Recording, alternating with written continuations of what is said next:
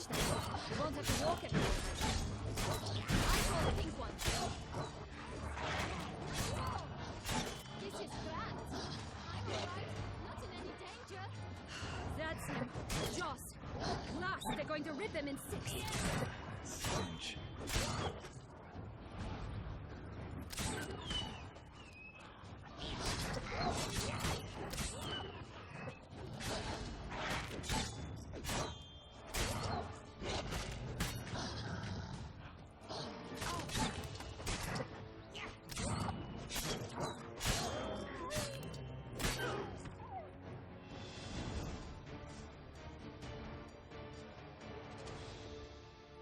Relax, it's over.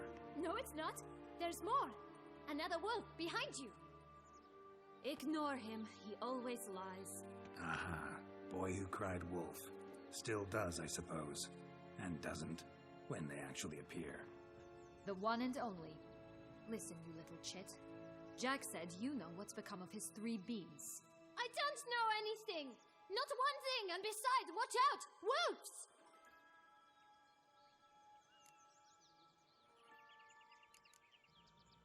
This'll be interesting.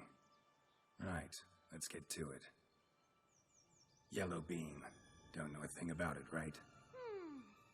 It's somewhere very, and I mean very deep. So deep, in fact, it's completely underground. And who has it? A bold farmhand, who in no way and not at all awaits someone. Not in the slightest. Help! Wolves! Bet you haven't heard what happened to the blue beam. Maybe? Not at all? Right? I've heard it lies about somewhere, out in the open.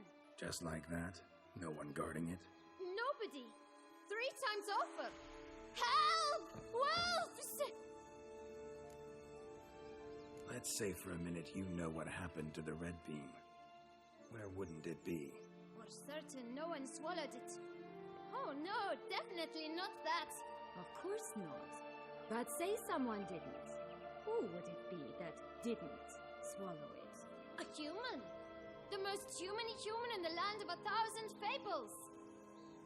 Good folk! Wolf! Say that word one more time and I'll chop you up. Feed you to the fishes. Understood? All right, we should go. Watch out for wolves!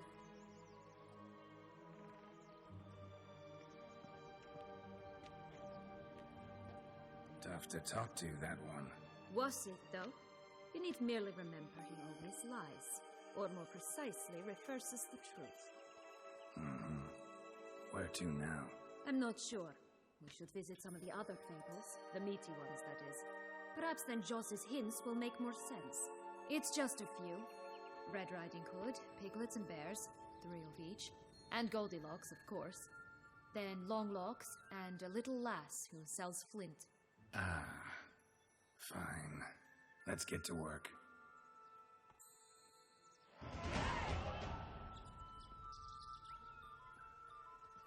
Incredible. You must have loved this place. I did at first. But children get bored quickly.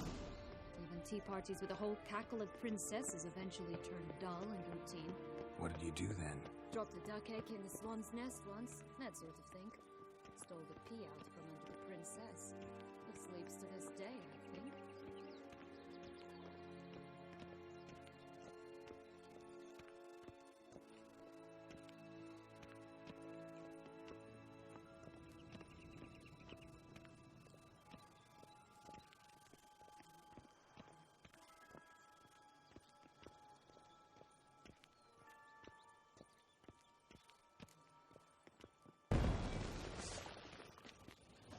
Oh look! The Emperor Rosebud! He's come out to show off his new robe.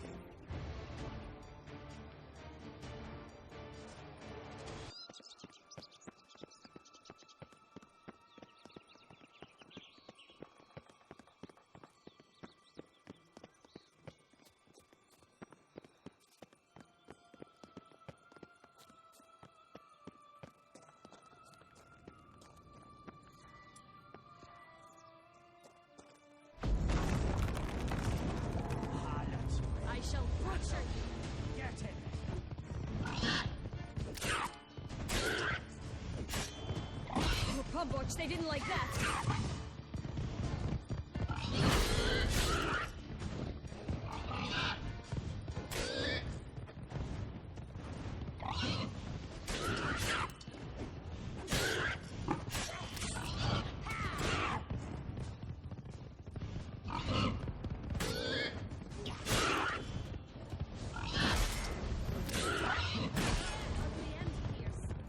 Come on.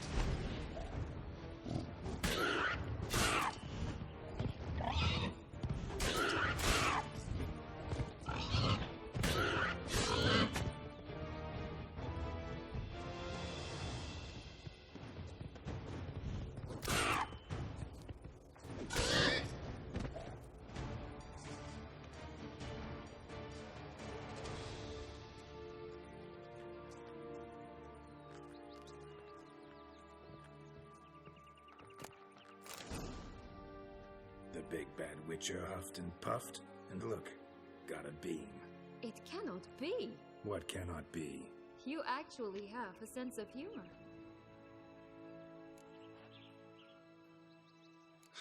Why so shocked? Well, when you arrived, all you did was pout and mumble things in that graphically monotone. And now this. A jest. And a good one at that. But here we are chatting away when there's work to do. We must keep looking.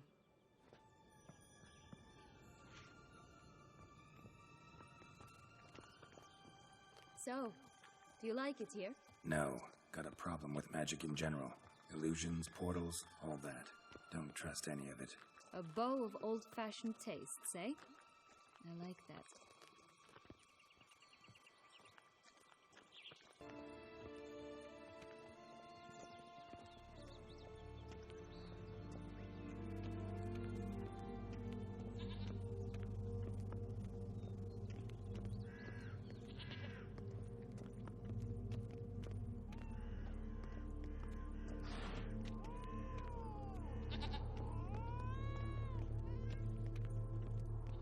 Care for a cigarillo? A bit of tobacco? A dab of fistek?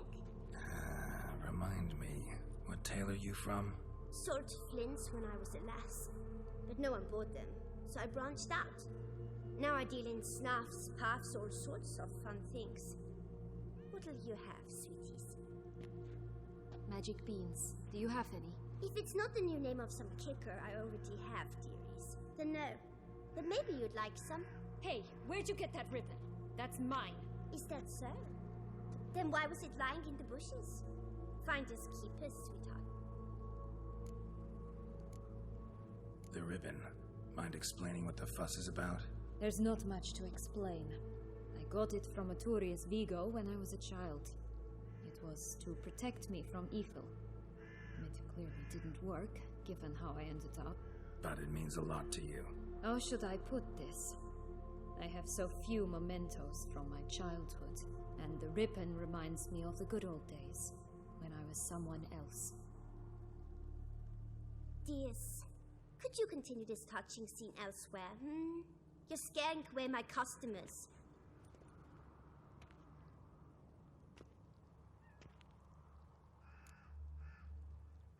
Give Sienna the ribbon. Why not, huh? Sugar plum. The only thing I hand out for free is a first hit. To get them to come back for a second, of course. For all else, you've got to pay. What if I asked you nicely? Ask me nicely and I might play you for it. A round of cards?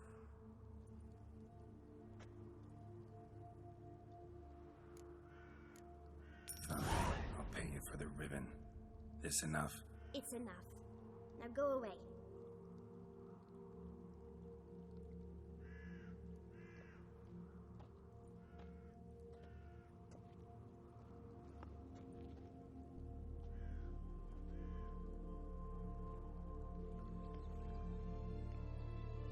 All right. Tell me What? what you want in return. You're not doing this out of the kindness of your heart. Don't want anything in return. Thank you.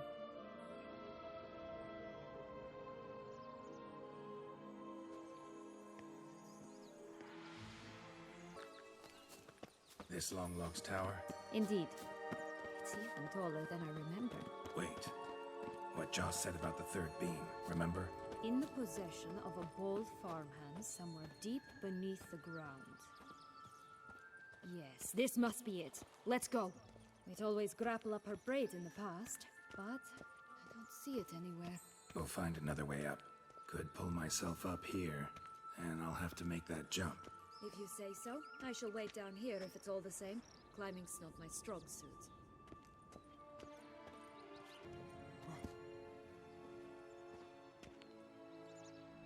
Prince's corpse. Tried to free Longlocks, but fell and broke his neck.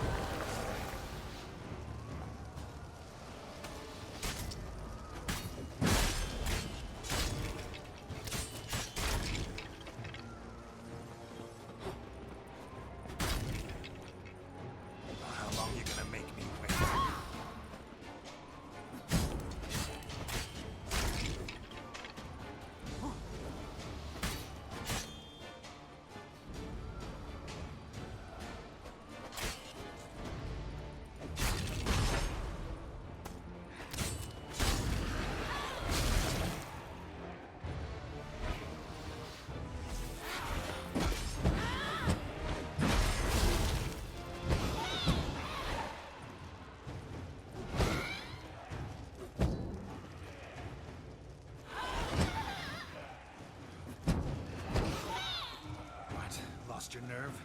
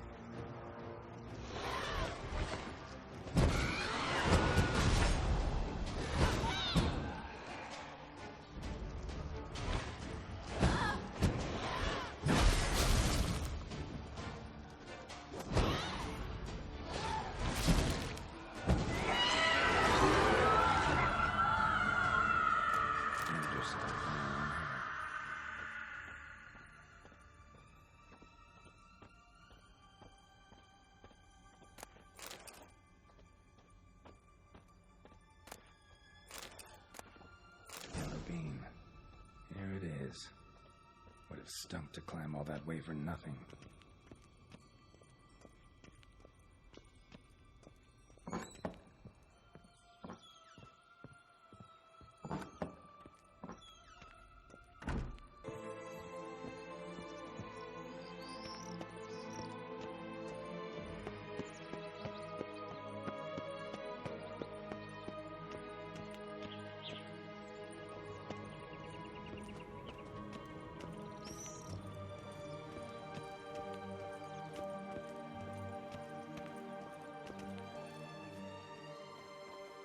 So? Got the bean, but Longlocks. Seems she got sick of waiting for a knight in shining armor. Can you blame her? Men these days, dandies and fops all. That why you cozied up to a vampire? Dettlaff was a tool, and only a tool. Too bad he didn't know that. I trust no one. Learned that long ago. Now it's his turn.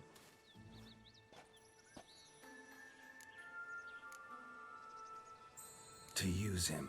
Was that your plan from the start? No. At first I was simply intrigued. Do you know the story? It was in Metina, a few years past. I'd gone there to pass some loot off to a fence I know. We were hashing out the terms when in walked Dettlaff. He said he'd come to sell a silver candlestick. He gripped it through a cloth. That caught my eye. I followed him out, observed him from a distance, but he caught on quickly.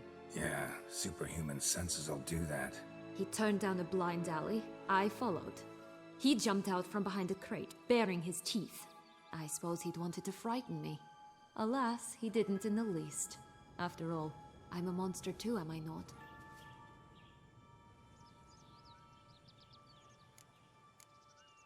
A higher vampire and you were unimpressed? Don't know if that's brave or just plain foolish. I've always had a way with ostensibly dangerous, quiet types. That's supposed to be about me too? Oh, brother, I hate to disappoint you, Geralt, but your belly button is not the center of the known world. Though, you do remind me of him a bit, stifling all emotions inside you, ever feigning indifference. You see, when I met Dettlaff, somehow I knew, call it intuition, that he meant me no harm, that he was trying to frighten me off, for he too was scared. Now do you understand? I guess. What happened then? We talked, then met up once, twice, 3 times. Enough that he became infatuated. I truly enjoyed it at first, but only at first. He did not love like a man, but like an animal, madly, deeply, unconditionally, wildly. To return such a feeling, anyone would be hard-pressed, let alone someone as twisted as I am. So there came a day you just up and disappeared. Yes, there was no other way.